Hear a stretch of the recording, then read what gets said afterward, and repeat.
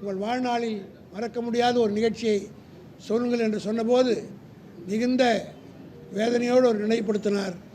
எங்களுடைய தந்தை கோவையிலே மருத்துவமனையிலே கொரோனா நோயாளிகளை பார்த்துவிட்டு வந்த நேரத்தில் அவருக்கு என்னாகுமோ என்ற அச்சமும் பயமும் எங்களுக்கெல்லாம் ஏற்பட்டது. அது என் வாழ்நாளில் மறக்க முடியாத நிகழ்ச்சி என்று சொன்னார். திமுகவில் இருக்கிற மூத்த தலைவர்கள் அத்தனை பேரும் நாங்கள் கலங்கினோம். அப்படிப்பட்ட தலைவரை பற்றி எடப்பாடி இந்த அளவுக்கு கேவலமாக பேசுகிறார் என்றால் இது ஒன்றும் புதியதல்ல.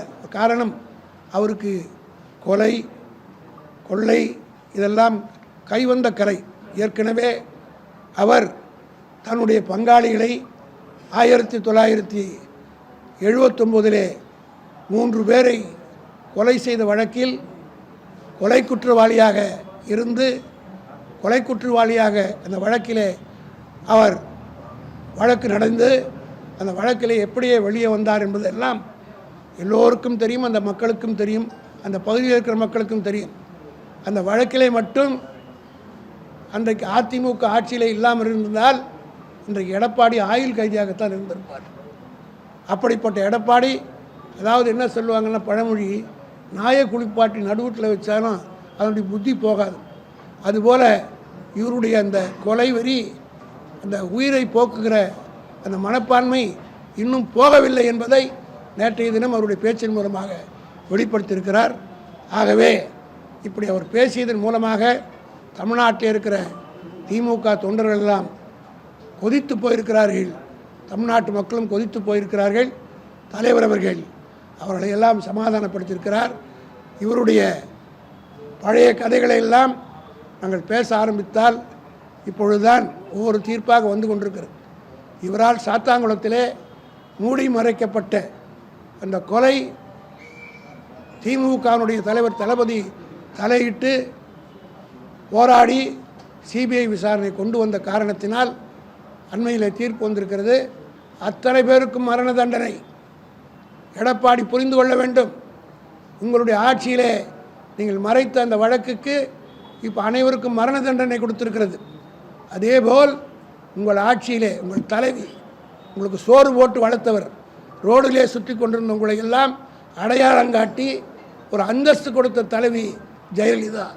அந்த ஜெயலலிதா வாழ்ந்த கொடைநாடு பங்களாவையே உங்களுடைய ஆட்சி, எடப்பாடியின் ஆட்சியில்தான் பல கொலைகள் செய்து கோடிக்கணக்கான சொத்துக்களை, பணம், நகைகளெல்லாம் பறிபோனது யாருடைய காலத்தில்? எடப்பாடியுடைய காலத்தில் 4 கொலைகள் நடந்திருக்கிறது. அந்த 4 கொலைகளை பற்றி விசாரணை நடந்து கொண்டிருக்கிறது. எடப்பாடி அவர்களே, நீங்கள் தெரிந்து கொள்ள வேண்டும், எப்படி சாத்தான்குளம் வழக்கிலே குற்றம் சாட்டப்பட்ட அத்தனை பேருக்கும் தூக்கு தண்டனை கிடைத்ததோ அதேபோல் கொடைநாடு வழக்கு முடிந்ததுடன் சம்மதப்பட்டவர்கள் அத்தனை பேருக்கும் இதேபோல தீர்ப்பு வரும், தண்டனை கிட்டும் என்பதை தெரிவித்துக் கொள்கின்றேன்.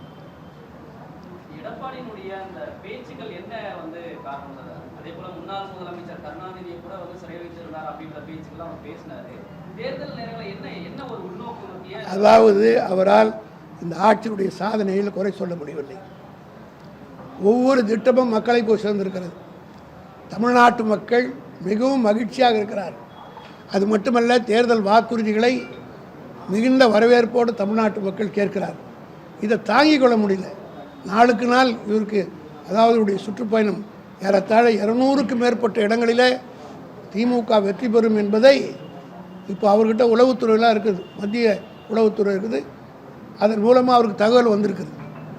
அதனால்தான் பாஜகவினரே அவர்கிட்ட பாரமுகமாக இருப்பதாக கூட சொல்லுகிறார். காரணம் என்னென்னா, திமுக ஆட்சி வரப்போகிறது, 200க்கும் மேற்பட்ட இடங்களை வெற்றி பெறக்கூடிய வாய்ப்பு இருக்கிறது. உளவுத்துறையின் மூலமாக அவர் தகவல் கிடைத்த காரணத்தினால் ஒவ்வொரு நாளும் அவர் போகிற இடத்துலலாம் அதிமுகவிற்கு இந்த பக்கம் வந்துக்கிட்டு இருக்காங்க.